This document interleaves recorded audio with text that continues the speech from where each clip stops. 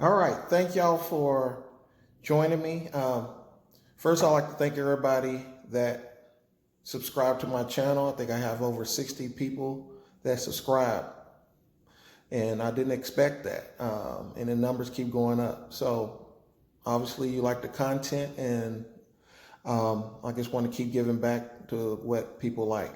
Sorry, I'm not dressed up today. Um, just doing a little video over spin downs. One of the comments was that they wanted to see an actual spin down. So that's why we're here today. Spin downs help you control your budget. Each department should have their own spin down. Once you get your budgets, and it helps you to monitor and see where you're at throughout the month. Today we're going to do a spin down, a simple spin down on food service. I wrote some numbers down, so I'm gonna just write the numbers and talk to you while I actually do the formula. Now there are spin down, you can actually do an Excel spreadsheet, and I actually got one.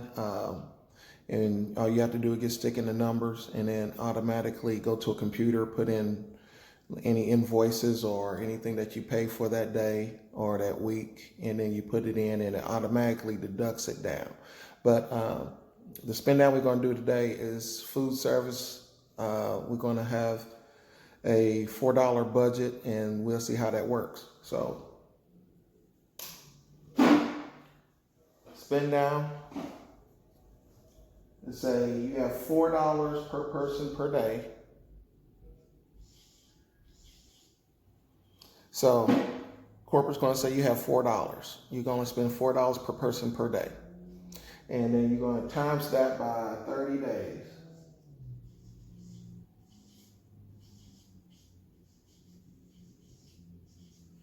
Okay, hope y'all can see that. Not too good in handwriting, but $4, 30 days times the number of residents. Now, if you have 83 residents, one of the things I told you in the early video is always reduce it by 3, because there's going to be times things going to happen. You might lose a resident, they might pass away, they might move out because they got better, or they might move to another facility, God forbid. But let's say we go by 80 residents, we'll reduce it by 3. So times 80 residents.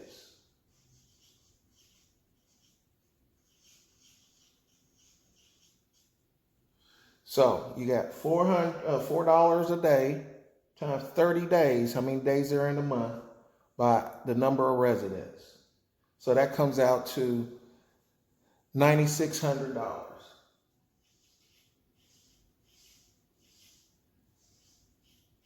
So you have $9,600 for that total month. Now, the way the formula works, and like I said, I have an Excel sheet. You put the top number, 9,600, at the top, and let's say this is for food service. So the way that it works, you put your vendors, then the amounts go in here per month. And then at the end, you can't see it now, but when I finish, I'll show it to you. You're going to have your total. And if you have an Excel spreadsheet, you can actually make it show a negative or in a red, but our goal is to be in the green.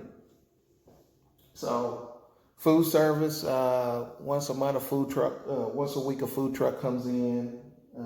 Let's just say Food Express. We won't use any real names. Your first week, so you're gonna have 2, 3, 4 weeks that you have to manage your food.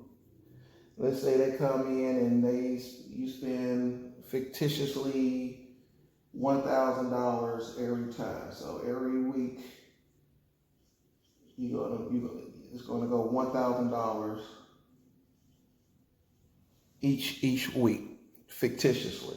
And then don't forget, you might have a coffee comes in, bread. So all those let's say bread, coffee. You might have a different coffee company or so, etc. So those are going to be different. And let's say bread costs you $50 a week. So once you get this number, either you can do it manually or you can do it on an Excel spreadsheet. But you know your goal is not to go over $9,600. That's your goal. Don't go over $9,600. The difference it makes between not putting in your actual 80 residents, your actual 83 residents compared to your 80 residents. Let's say you did have 83 residents. Well, you do have 83 residents and you did the formula for 83. That puts your food cost at $99.60, which is a difference of $360. So let's say you stuck with 80 residents and your final bill was $97.60. Let's say $97.60. Can you see me writing that down?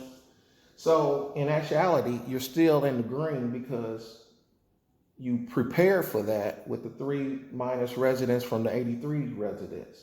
So you actually still $200 over. Now, if you stick with 9,600 and let's say you come right at 9,600, you save the company $360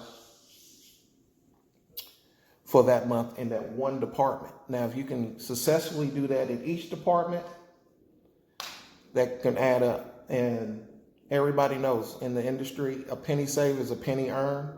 I'm gonna actually do a video over overtime, how much overtime costs. So people clocking in early and clocking in late. There's some good statistics on that. But I just wanted to show you, I don't know if I should bring the camera or actually here, we go like this. So this is the spend down. Whatever your budget is per resident, 30 days, or it could be 28 days, or whatever, how many months are in, days are in that month. And then always reduce your actual number, 83 in this case. If you can see the 83, I got really, really messy handwriting, to -3. And that gives you $96. So you tell or you work with your staff and say you have $9,600 in food service. This was maintenance. This number will be a little bit lower. It might be $2.50 a day or $3 for facility maintenance. It can, it can go up. But what you want to do is make sure whatever number you get, always subtract these residents, because you can actually hit this number and still be in the negative. Let's say you lost 3 residents or 5 residents. So if you lost 5 residents and your target, you start off with 83 that month, and now you have 78 residents. This number could still run you in the red, but you won't be too far in the red because you only misjudged by 2 residents. But never use your number of residents you start off with that month, because that number can vary. Now, if you increase, and you can go back to your food service director after you see that the month is going pretty good. Let's say you increase from 83 to 87 residents. Well, you don't want to cut their food off. So halfway through, you say, okay, well, I will still average for the month more than 83 residents. So you can actually move this number up if that happens. But when you forecasting, you'll find out you're paying or you're doing more, you have more vendors than you might think of. Especially when you get in just food service.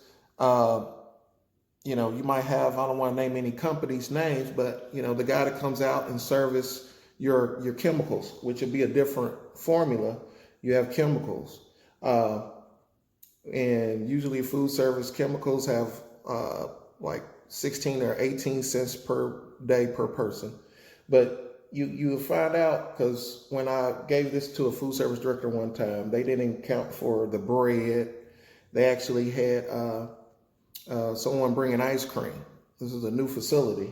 So they didn't take all those little other vendors into account. So make sure you get all your vendors lined up so you'll have an accurate account of how many residents you do have and how many people you servicing and how many vendors you have. You might have a couple residents out that you know are coming back the first or second, and they're coming back. So make sure you have all your information before a spin down is done, so you have a good reflection of how things are going to go for that month. So try to put this back really gently. If you have any questions or you have any comments, please leave them in the description or email me. Hope everybody's safe from the coronavirus. It is going around and it's not a good thing. Just want everybody to stay safe. So until next time.